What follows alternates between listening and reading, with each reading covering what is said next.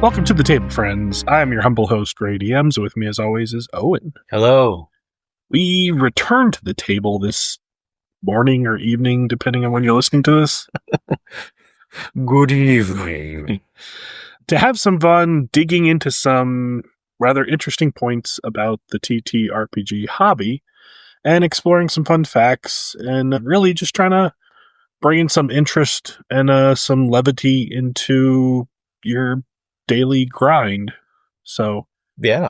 there's no gimmick here. There's no 13 tips or exploration of something specific. This is more of just kind of a discussion about some interesting things that I found were interesting, and I hope you find they're interesting. And 5 tips to make your DM wang big. you know, if you're willing to hang out with us, I just kick back, relax, and listen to us talk about some really weird, obscure, nerdy shit that I had a choice. I didn't have to be here. No, you don't have a choice. They do. They have a button that they can turn us off. There's no Owen button. Wish I had a button. The chains don't have a button. 2 choices. You can listen to the podcast or just enjoy Oblivion. Was that Oblivion button? Yeah. But yeah, okay. So we're going to start talking about some things here. Oh, and I've got some questions that I'm going to pose to you to see. At answering questions. No, really? That's strange. I didn't get the notes for this, so I don't have pre-canned responses. It's like, I love the idea. That's actually a good character. You're like, no. It's not that I don't know things. I'm just bad at answering questions. I have test anxiety all the time. So like, sir, what's your name? Oh, Blue? God. I killed a man in 1942 with a stapler. Wait, it's on my underwear. Sir, put your pants back on. Just, what was your name? Why do I always get the hard question? Okay. So here's a softball, but Okay. Something between a easy one or a trick question. I don't know. So what do you think the first tabletop RPG was? Probably, I don't know. It probably has something to do with early Christianity and getting Moses to cross the Red Sea and like reenacting that. That's kind of what I feel like it is. God. Just get this weird image of a bunch of kids around a prairie with like a box. And they're like, oh, yeah, it's time to play Exodus. Roll the die. What did you get? I got a plague. Oh, let me throw locusts at you. Ah. Time to paint the door frames. Remember, if you're having too much fun, it's a sign of the devil. That's a sin, and that deserves a beating. Offended app. Oh, God, yeah, okay. I mean, you're Catholic. It's all right. It's actually one of the bylaws. It says it's all right. You already hate yourself enough. There we go. Now we're drilling in on the point. Yeah, okay, so softball answer usually is people are going to say Dungeons and Dragons. Yeah, no, I already knew that. Yeah. If you've been around the hobby enough, you could probably suspect that there's something else. You may even say like chainmail. Yeah. Like if you know, just kind of the precursor to D&D. Yeah, if you know the history. But I'm gonna posit that it's not. That it's actually a game called Braunstein. Braunstein? Braunstein. So, in 1969, David Wesley served as a referee for a Napoleonic war game set in the fictional German town of Braunstein. Wesley set up a multiplayer, multi-objective game in which he assigned individual roles for each player, including non-military roles. For example, he had players acting as a town mayor, banker, and university chancellor. I've been playing this game for 8 months and no one's come to see me. Well, I mean, no one's going to university, but that makes my position pointless. But you exist. Nearly 20 players showed up for the game, which was more than anticipated, and each player was assigned a role in the town of Braunstein. The players were originally supposed to communicate with the referee in a separate room. So bear in mind that since D&D has a long kind of history that descended from a lot of wargaming, yeah, and these people would get together, do historical reenactments, oftentimes the idea of a storyteller or not a storyteller, but like a referee or game master was kind of needed. Someone that was basically adjudicating rules and making sure people like took turns and so forth. So basically David Wesley got this idea that like, hey, wouldn't it be cool rather than just to play out this battle is let's give people the roles of individual like historical people here, or like, basically in this case is fictional, like members of the town so that they could like talk to each other, send messages via the referee, make decisions that we could kind of like see how the town would play out in regard to this whole thing. This kind of sounds like something that you and I talked about trying to do. Yes. I completely understand why this guy was like feeling the need to do this. Oh, yeah. The fun, interesting thing was unexpectedly, all the players began using their characters to talk to one another and walk around town. Oh, that was unexpected. Yeah. Okay. He thought it was going to be like, oh, well, I, as the postmaster, will tell you. Instead, people are like, I am the postmaster. And he's like, Post. This is weird. Why? Oh, could you imagine him just like getting angry? Like, no, this is not the way we are going to play the game. It's like, I have spent very long perfecting this accent and I will not let it away. We don't even know if that's his accent, but it's just the name of the game just sent me there. When two players unexpectedly challenged each other to a duel, Wesley found it necessary to improvise rules for the encounter on the spot. I would just like to say that canonically, the first TTRPG had murder homies. It's canon. They're there. Right off the bat, someone was like, I punch Fred in the face. It's like, what? I'm going to shoot you. I attack Fred. What? Why? I was just standing there. Oh, why? You put your evil in my daughter. Oh my God, these backstories are incredible. So, though Wesley thought the results were chaotic and the experiment a failure, so everybody loved it. He did. The other players actually enjoyed the role-playing aspect and asked him to run another game. That's awesome. So basically, he went back and was like, this is weird. Oh, like I now understand that people were telling me, hey, we had a lot of fun. This was really, interesting. So subsequently, he invented a new role-playing scenario in which players attempted to stage or avert a coup in a small Latin American republic. Very specific. Dude, historical guys are on a different level. They're like, oh, that was so fun. I'm now going to go back to 1942 in this specific place. It's like horribly grounded in reality. Exactly. The perpetually unstable notion of banana? Now, here we go. He and Dave Arneson, if you know about D&D, you'd recognize that name. Yeah, I was name. like, I know that name. Another member of the MMSA took turns acting as a referee for repeated stagings of this scenario, which was also known as Braunstein.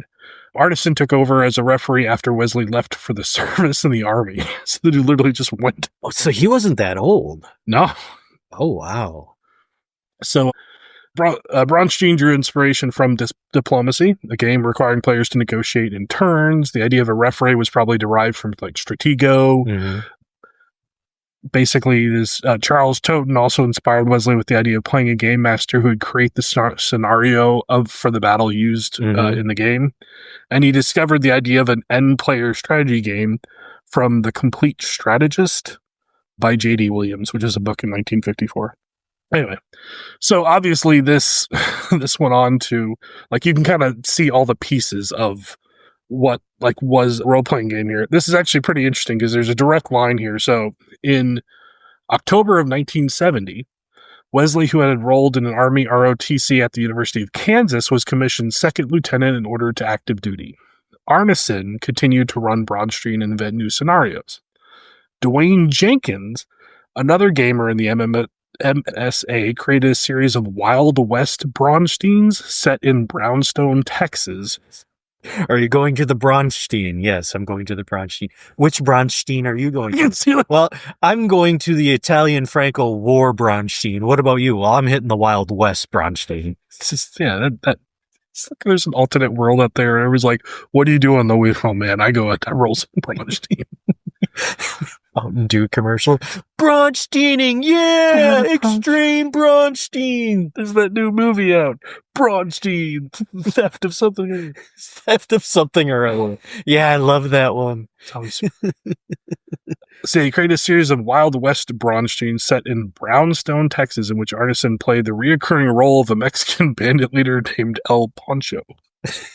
Okay, I mean, hey man, the Brownstone games introduced the concept of giving the players their own player characters with a history that they could develop from game to game rather than starting over each time the game is played. Novel idea. Right? So in those early Braunsteins, the setting was replayed with the events of the previous games having been part of the current game's history. With Brownstown, the city had been so wrecked by the players' actions in the previous game that they created a new city, but with the same characters, this creating the first role-playing campaign. So in 1971, Arneson developed a Braunstein set in a fantasy world called the Northern Marches, including the Barony of Blackmore. No. For this campaign, he brought together ideas from such disparate sources as the Lord of the Rings novels and the Dark Shadows horror soap opera. Arneson initially described his Blackmore game as medieval Braunstein, featuring mythical creatures. Let me tell you about my pitch. Medieval Braunstein. It's like, oh, that sounds incredible. Just imagining that dude from the History Channel. It's just like, alien Braunstein. Dude, we got the money right now. In a 1981 interview, published in Pegasus magazine, David Arneson described Wesley's Braunstein as a game in which each player had a role that they were playing. He also described his Blackmore game as a variation of Dave Wesley's earlier Braunstein, based on Wesley's ideas about role-playing, but set in a fantasy world.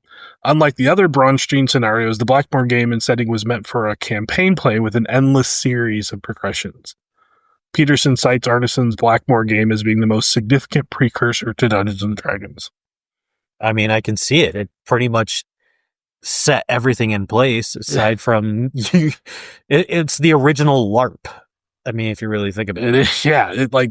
It's kind of crazy that a bunch of historical kind of nerds got together and they were just like, this is a cool thing, but you know it'd be cooler? If I was the university chancellor. You know, to be a general or a lieutenant? No. I want to decide which of my staff members get was it the teachers get tenure? Tenure, yeah. You got to lobby for tenure. This one. I want to hold the academic lives of people in my hands. Yeah. I will rule. Okay, so next one. There's a famous game. Okay. Very famous game that was originally... Tetris. Tetris is a very famous game. Yeah. But in the same kind of vein, we're talking about one of the very earliest TTRPGs was released in a box. A box set specifically with rules, a map, and dice. Whoa. In fact, it was the first one to do so. And you know what that one was? It's got an ampersand in the name. No. Hit me. Tunnels and Trolls. Tunnels and Trolls. So, the original Dungeons & Dragons, now referred to as OD&D, is a small box set of 3 booklets published in 1974. With a very limited production budget of only $2,000, with only $100 budgeted for artwork, it was amateurish in production and assumes the player is familiar with wargaming. Nevertheless, it grew rapidly in popularity, first among wargamers and then expanding to more general audiences of college and high school students. Roughly 1,000 copies of the game were sold in the first year, followed by 3,000 in 1975 and many more in the following years. The first set went through many printings and was supplemented with several official editions, such as original Greyhawk and Blackmore supplements, as well as magazine articles and TSR's official publications and many fanzines. So, in 1977, TSR created the first element of a 2-pronged strategy that would divide D&D for nearly 2 decades. Oh, wow. This is the thing that, like, our generation has a problem understanding, because, like, by the time we were in high school, and especially shortly after, we, like, saw the rise of 3rd edition and the 3.5, and, like, we think, like, oh, that's D&D. Like AD&D and like these things were around for a very long time. Oh, absolutely. And they were that archaic, like, sometimes like crazily archaic rule sets. So anyway, in 1977, they basically split the edition into two. They had Dungeons & Dragons Basic Set box set, which was introduced to clean up the presentation of the essential rules, making the system understandable to the general public, and it was sold in a package that could be stocked in toy stores. Later, in 1977, the first part of Advanced Dungeons & Dragons was published, which brought together the various publisher rules, options, and corrections, and then expanded them into a definitive unified game for hobbyists. So TSR marketed them as an introductory game for new players and a more complex game for experienced ones. The basic set directed players who exhausted the possibilities of the game to switch to their advanced rules. So Tunnel and Trolls is a fantasy role-playing game designed by Ken St. Andre and first published in 1975 by Flying Buffalo. Oh, yeah. The second modern role-playing game published, it was written by Kevin St. Andre to be more accessible alternative to Dungeons & Dragons and is suitable for solitaire, group, and play-by-mail gameplay. That's crazy to think about. Right? Not boards. I just imagine roll strength. A week later, 15. Another week later, fail. Oh, God damn it. So Ken St. Andre, a public librarian in Phoenix, Arizona, liked the idea of fantasy role-playing after reading a friend's D&D rulebook, but found the actual rules confusing, so he wrote his own. Yeah. I just wanted something I could play with my friends at a reasonable price with enjoyable equipment. The first edition of Tunnels and Trolls was self-published in April 1975. Flying Buffalo Incorporated published a second edition of Tunnels and Trolls in June 1975, which soon became a serious competitor to D&D. Tunnels and Trolls had similar game statistics, character classes, and adventures to Dungeons & Dragons, but used a magic system based on points and only used six-sided dice.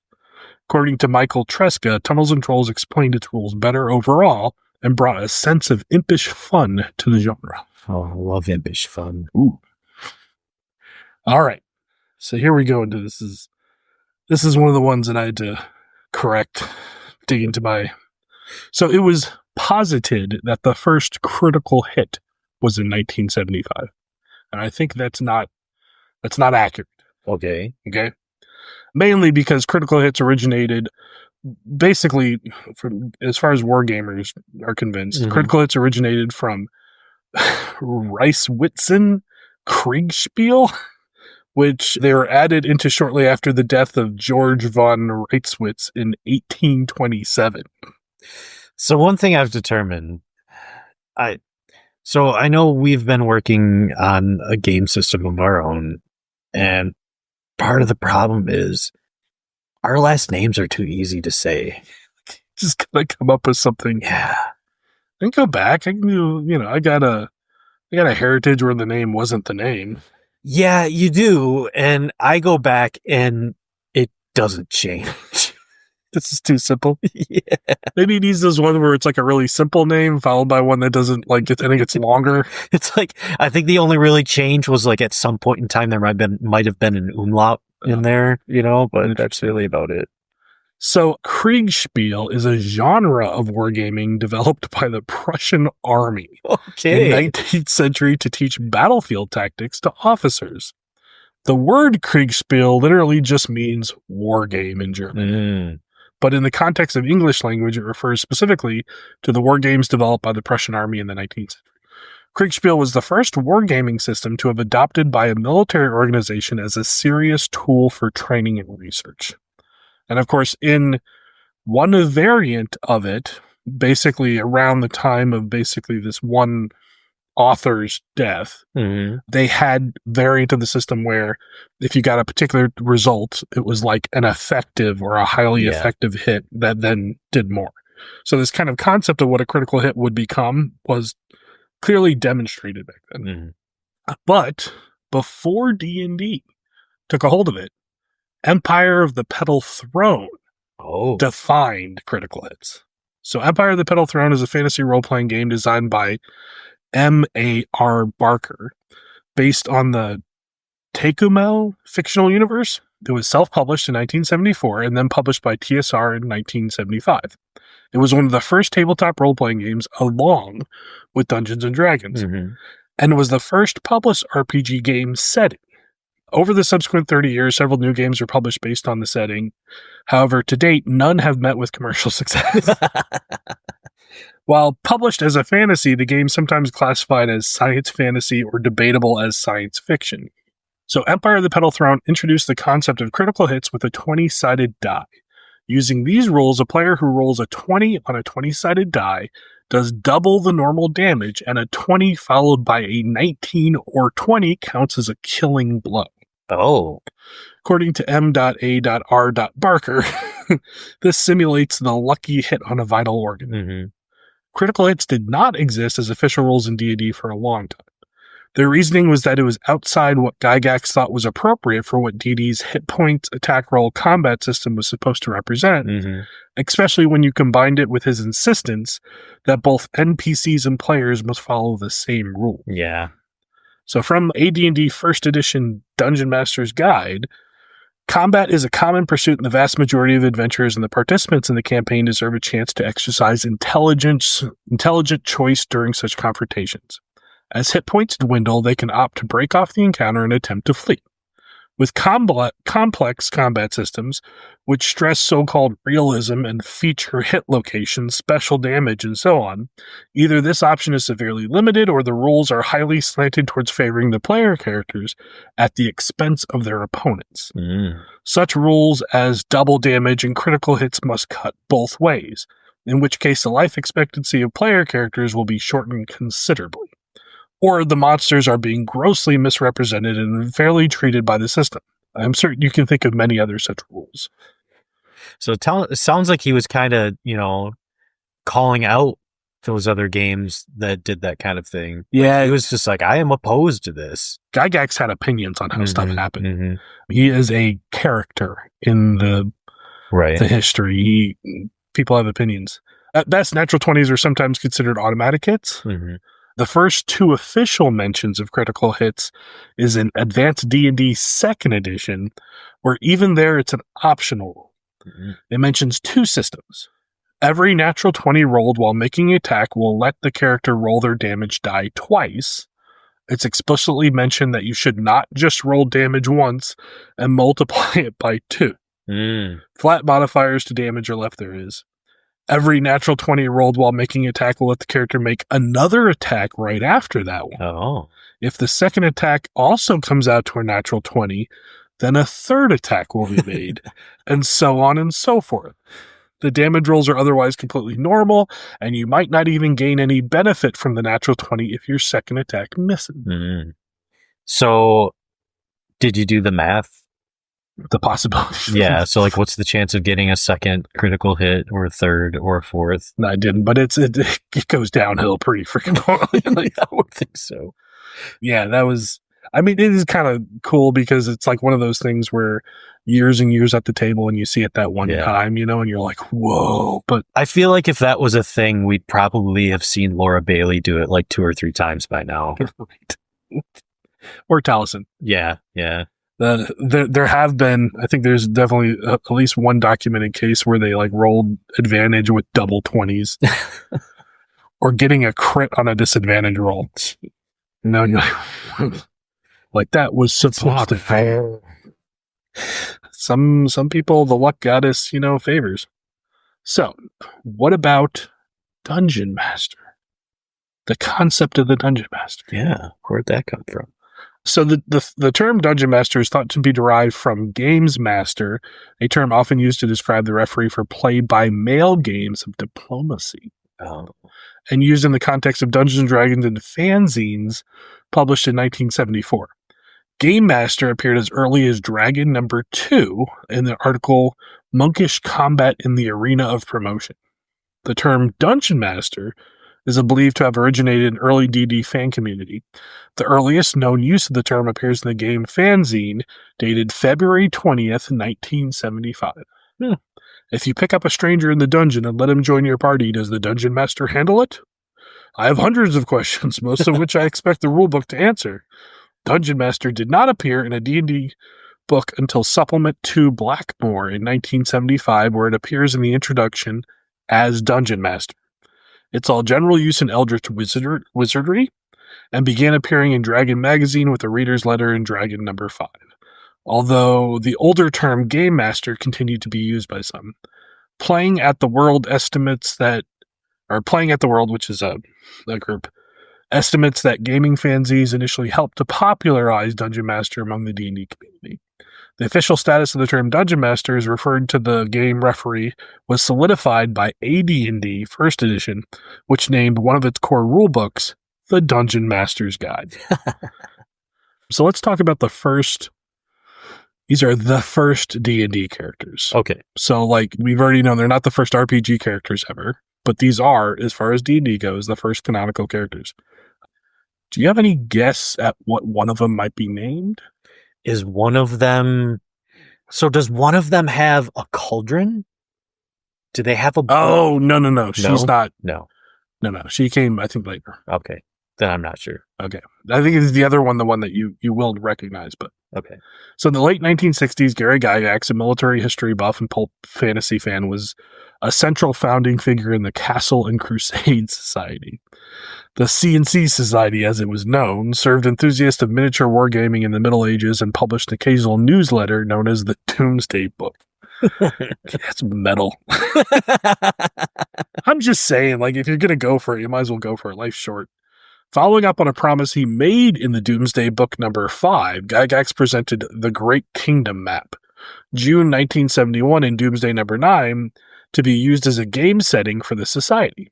Members therein began claiming territories, including member Dave Arneson, who was an officer of the organization and frequent contributor to the newsletter. Arneson claimed a territory he named Blackmore, a setting he had already begun developing in his home campaign, and Gygax reserved himself a territory on Lake Near.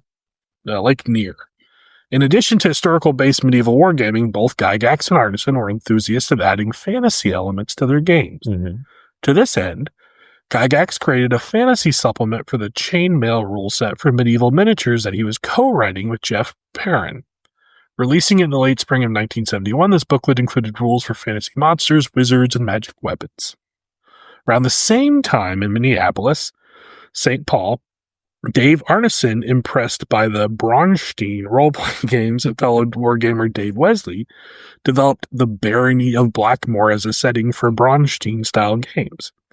Arneson based his games around the village, castle, and dungeons of Blackmore.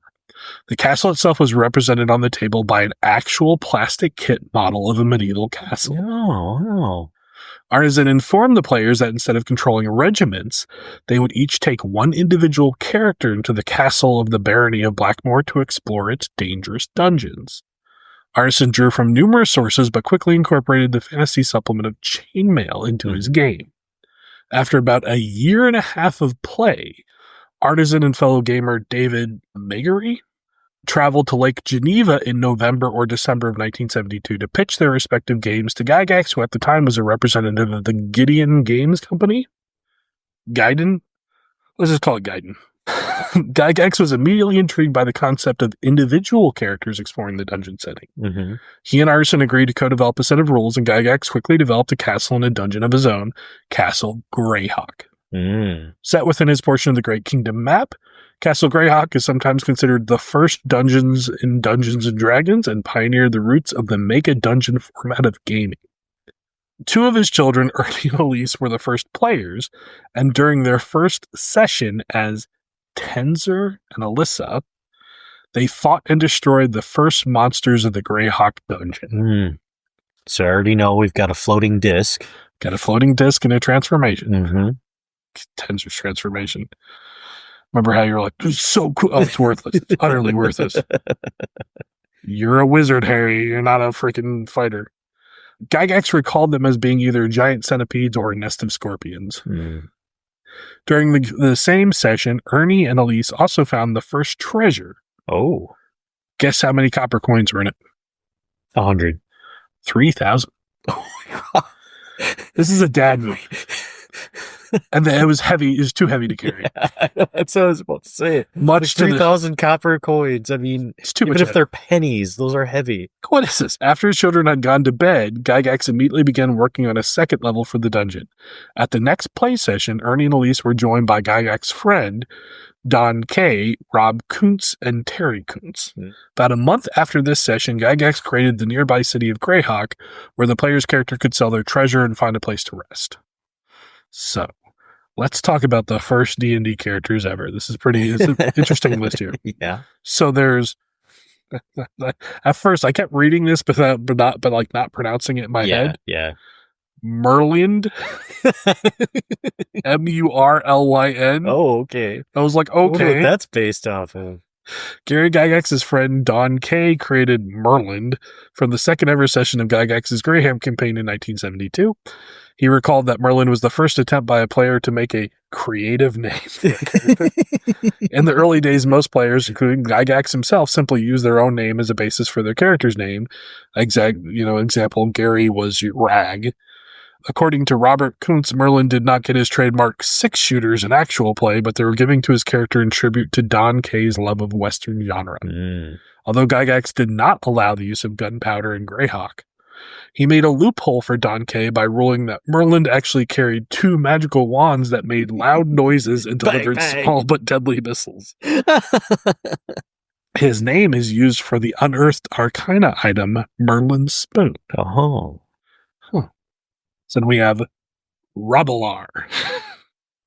Robilar was a fighter belonging to Rob Kuntz. Like Merlin, Robilar was also created for the second ever session beneath Castle Greyhawk, rolled up on Gygax's kitchen table. Gygax suggested to Kuntz the name of Robilar after a minor character in Gygax's novella, The Gnome Cache. All right. Because Kuntz was a constant player, Robilar rapidly gained power and possession.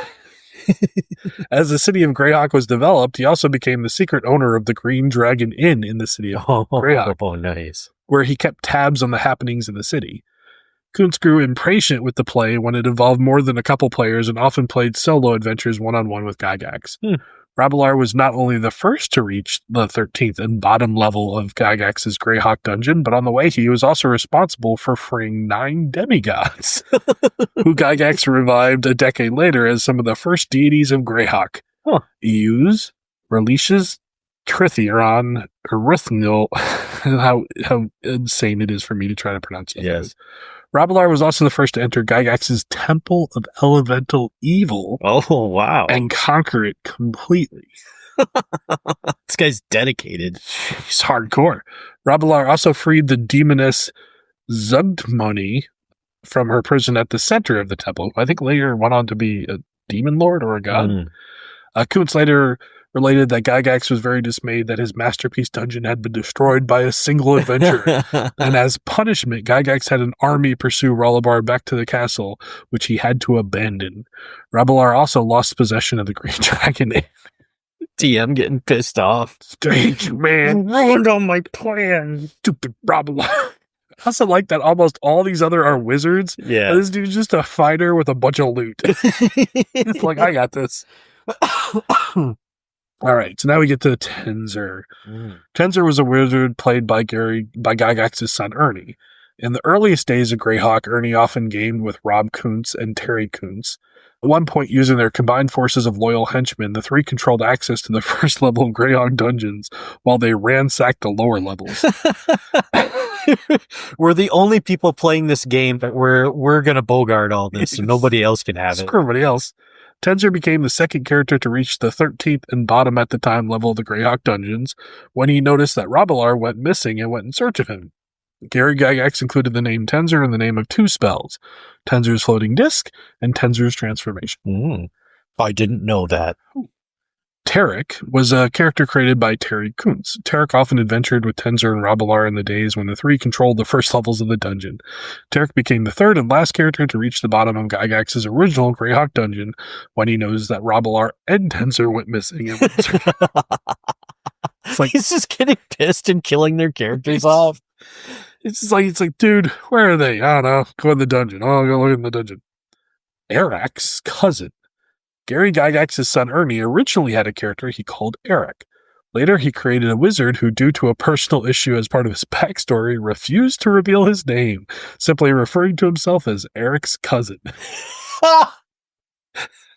Where's my brother? He's my brother.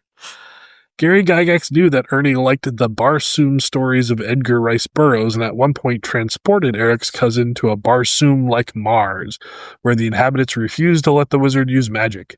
Eric's cousin was forced to become a fighter instead and learned to fight proficiently with 2 weapons simultaneously. Eventually, he was able to teleport back to Orth, but when he acquired 2 Vorpal blades, Rob Kuntz and Gary Gygax decided it had become too powerful. Lured him into a demon's clutches. The demon took him to an alternate plane that drained the magic from the Vorpal blades, destroying them. It's just, like, it's the pettiest. I know! It's just so good. I don't like how strong he is. You need to get rid of him. Like, oh, there's a demon around the corner. Urag, after Gygax made Kuntz a co-DM, this fighter was Gygax's first character, and Gygax often referred to Urag's various adventures in columns and interviews. Urag is simply Gary, spelled backwards. Perhaps the most famous of all of these, Mordenkainen. Yup. This was perhaps Gygax's most famous character and also his favorite. Mordenkainen was created in early 1973, and his name was drawn from Finnish mythology. Due to constant play, often with Rob Kuntz as DM, Gygax advanced Mordenkainen into a powerful character. Gygax never revealed exactly how powerful Mordenkainen was, simply stating that the wizard had 20-something levels. Even years after he last played Mordenkainen, he would not disclose any of his powers or possessions. Various spells from the first edition bear his name, such as Mordenkainen's Faithful Hound, Mordenkainen's Lucubration, I'm not familiar with and Mordenkainen's Sword.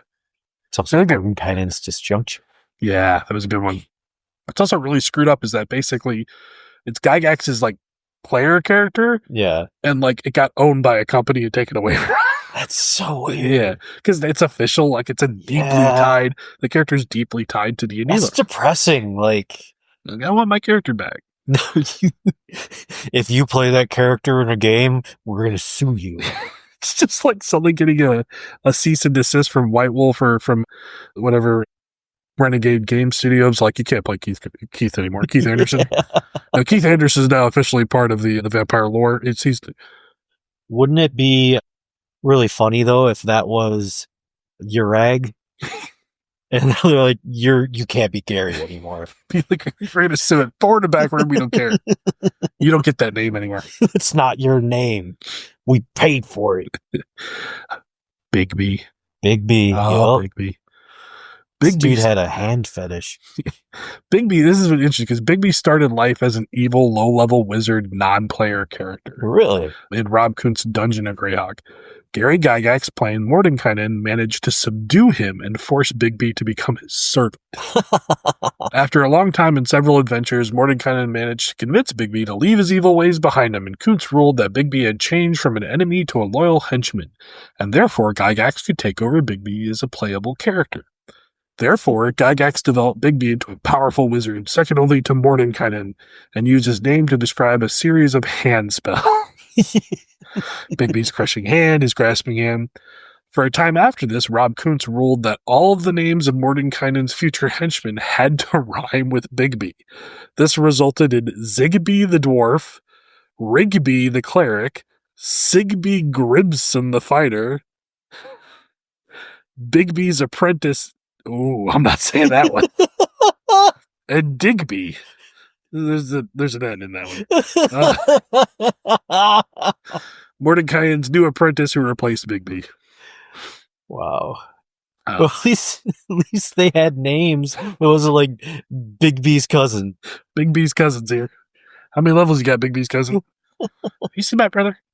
Melf. Melf was an elven character created by Gary Gygax's son, Luke. Gary Gygax borrowed Melf's name for the spell Melf's Acid Arrow. Yep. Rary.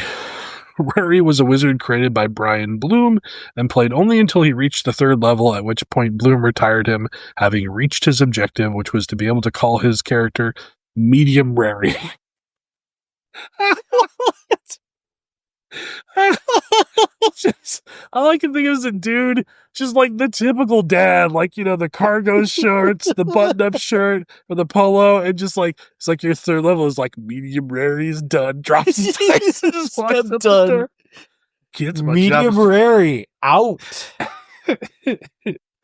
so good. So Otto, like Bigby, started as an evil non-player character wizard in the Dungeon of Greyhawk. Tenzer and Robilar defeated him in combat. When given a choice of which master to serve, Otto chose to serve Robilar, therefore becoming a character controlled by Robilar's creator Rob Kuntz. Thereafter, Otto accompanied Robilar in many of their adventures, including Robilar's destruction of the Temple of Elemental Evil. Gary Gygax borrowed Otto's name for the spell Otto's Irresistible Dance. Mm-hmm. And finally, this is going to be a big one. Dromage. Dromage was a wizard created by Jim Ward. Simply his name spelled backwards. Jim Ward. Dromage. I'm going to start doing that. Gygax borrowed Dromage name for the magical spell Dromage's Instant Summons. Oh, okay. Yeah, so, never take lore too serious. Yeah, I mean, really, these guys just had some fun with it. And what's hilarious about it is I can literally imagine lore nerds arguing about, you know, this kind of stuff and getting angry at each other. And then you've got Gary Gygax, it's just like, my kid just made that name as a freaking joke. I mean, so there is a continuum of point to point to point between Gygax going, I don't think it was in here, but basically he the Mordenkainen he got from like these two names in mythology, and he basically just combined them together. Of saying like, hey man, this wizard, that kind of, I think that's cool. I'm just going to go run around this wizard and this is crazy. All the way to the point where like Sam Witwicker, the dude who played Force Unleashed. Oh, yeah.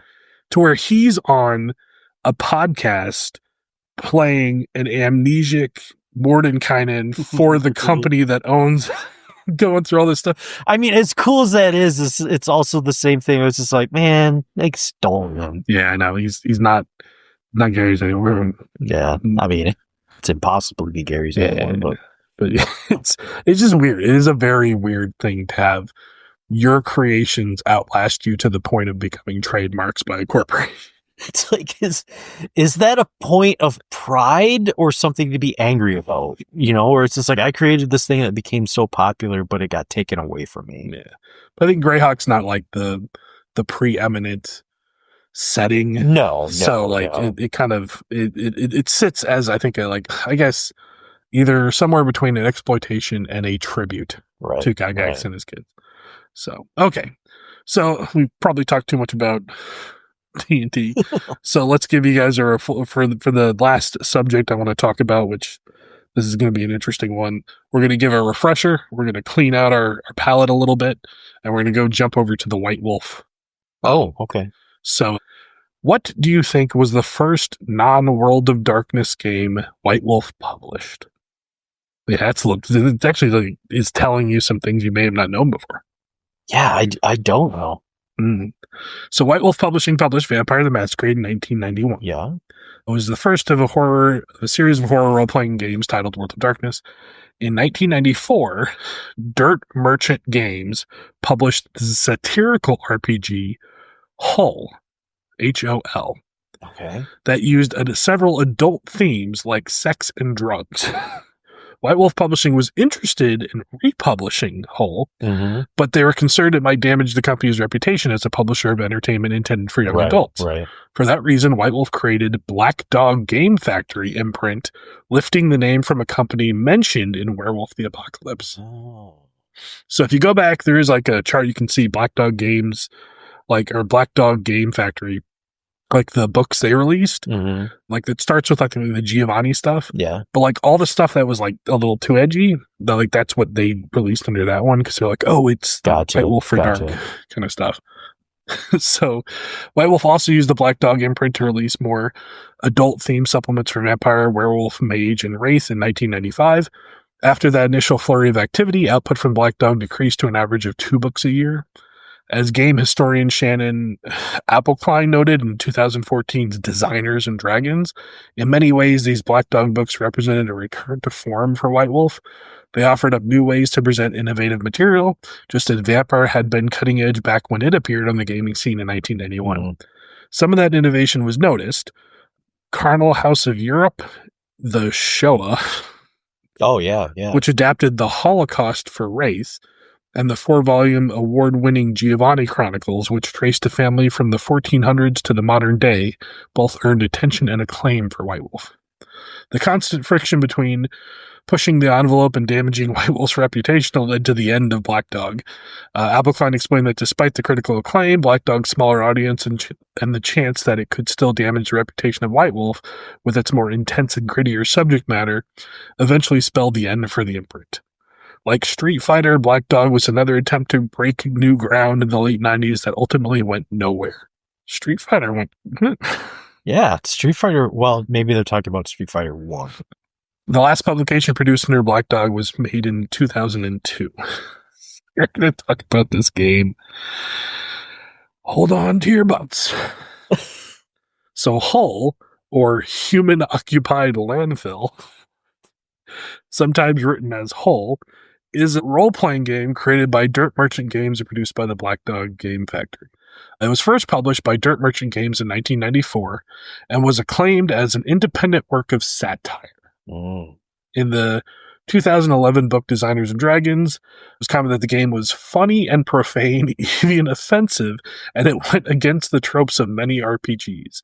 Though it was probably never played that extensively, it did prefigure the wacky directions that indie RPGs would take in the 2000s. Basically, White Wolf published it, Bubbly's idea. A single supplement, so it published the game and its single supplement, Buttery Wholesomeness.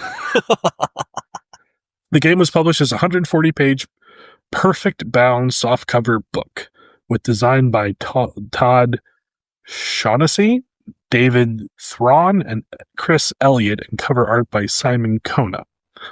So let's get to the setting. Hull is a science fiction game set in a very distant future where mankind has colonized the entire galaxy. Characters in the game have either been trapped or imprisoned on the planet Hull, the human-occupied landfill, which is located outside the galaxy as far away as possible from everyone else. Hull is a penal colony for the scum of the galaxy as seen in the eyes of COW, the Confederation of Worlds, so COW, which is the ruling government body of the human territories. Over the centuries, mankind has colonized space through the use of quasi-dimensional star drive, which is powered by energy produced through the mating rituals of jump slugs. Hey. Giant slugs that feed on human corpses are attended by social rejects and full-body containment suits. I want to play this. The enemy of Cow are the aliens known as the Snee, Sedud, Nurg, a little Ashut, or those little green dudes backwards, who constantly plot to take over the universe. The Cow also uses Hull as a dumping ground for trash, so the entire landscape is covered with mountains of rotting debris, from candy bar wrappers and starship hulls to toxic nuclear waste and used medical syringes. Hull is a breeding ground for cute little bulbous creatures known as waystems, which characters can capture as pets, eat as tasty pudding snacks, or use for target practice. Beware the ones with an evil gleam in their eye, however, it could be a wasted, the carnivorous man-eating version of the characters. Not every critter on Hull is cute and furry, especially the subterranean horrors of the flesh tenders. Victims of flesh tenders, if they happen to survive, only remember seeing two evil eyes and very big teeth. Hull is also a cesspool of games and criminal psychopaths. So given this world of kill or be killed, the main goals of a character in Hull are survive and escape. They can be attacked at any time just by about anything from axe-wielding maniacs to mutant creatures. It is a place of all kinds of unimaginable horror and entertainment for the citizens of Cow, who like to spend their free time watching holographic channels dedicated to the viewing of the nonstop slaughter via explosive robotic cameras called crickets. Although it's never verified in any of the Hull game books, some fans of the game have speculated that Hull was actually once Earth. That's how I figured it was going to start. It's like, yeah, it's Earth. So, let's talk about the conception of this game. Mm-hmm. The concept of Hull derived from a conversation Thrawn had with the Cape Cod Community College classmate Dwayne Walters while driving to the school in winter of 1990 to 1991. Both were longtime RPGers. Thrawn, a self-taught graphic artist, was reading a copy of DC Comics Lobo, and Waters remarked that it'd be cool if there were a role-playing game similar to the comic. It could be called, Walters said, Human-Occupied Landfall. Thrawn took the idea and played around with the concept for months. Todd Hennessy was brought in as a third major writer, with Chris Elliott contributing artwork and writing. Shaughnessy and Elliott refined the gaming system. The game was playtested in the spring of 1992 at Cape Cod Community College with the Dragons Club members and at gaming conventions, Cape Con, on Cape Cod, the University of Rochester, and the U.S. Military Academy at West Point. What? It's got a West Point degree. Yeah. A few samples of Hull card rules are given here. Hull uses 2 6-sided dice for all tasks and combat resolutions. The game master in Hull is known as the Hallmeister. This is pretty funny. The Hull core rulebook does not provide a system of character generation, instead offering a set of pre-generated characters, including a young boy with an oversized plasma gun whose survival is completely inexplicable, a pedophile priest, a gamer geek, Elvis Presley, and parodies of 2 Marvel comic superheroes, the Silver Surfer and the Incredible Hulk. What? I really want to play this game. The Buttery Wholesomeness supplement provides the rules for creating new characters of the player's design. With that book, players pick a totem that lists the basic personality of their character. Picking the Bush Baby totem, for example, creates fast, nimble characters. Those of the Sloth totem are generally smart but slow and lazy in action. The character creation system is as much of a disturbing joke as the system full of charts that tell the player to roll on other charts.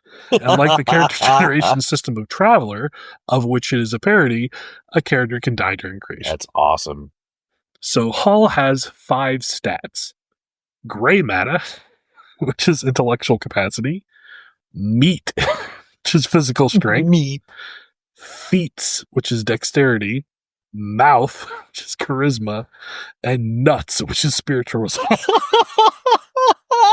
I like this. Stats are typically rated from -2, which is terrible, to +10, which is not godly, though both higher and lower ratings are possible. Each stat has a number of skills associated. Given a world of senseless violence, most skills in Hull are simply there to better bash someone's head in or blast them into oblivion with weapons. Useful skills include operate starship and chew gum at the same time, repair toasters and stuff, turn radios into howitzers, organize fundraiser, make someone stop living with your fist, make sharp things go through soft things that scream and bleed. It's the greatest name ever. Scathing sarcasm, whining until you get what you want, make everything you say more important than voice of God, that psycho Bruce Lee shit, withstand or enjoy hellish agony, Barney and friends for 24 hours straight. Oh wait, no, never mind. Sorry. It's a nut skill for remaining conscious after being tortured by watching Barney and friends 24 hours straight. It just kind of blended in. Gotcha. Spot what's it? A gray matter skill, only useful if you enjoy keeping your face intact. As stated in the core rulebook, a character without this skill cannot tell the difference between a what's-dem and a what's-it, even if the what's-it is walking away from a mutilated body with a bloody knife in its hands. So resolving a success or a failure involves rolling 2-sided dice.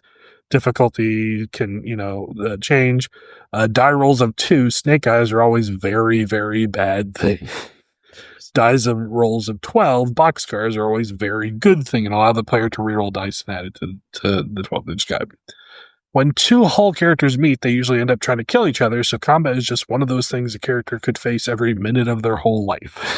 As in most RPG systems, opposing forces roll for initiative to see who goes first. Weapons in Hull can be anything from a rolled-up newspaper, broken bottle, enemy be gone, kitty kitty bang bangs, or whatever. Every weapon has an anguish value and a damage number. Anguish values are rated from 1 staple in the finger to 20 unprotected re-entry into the atmosphere.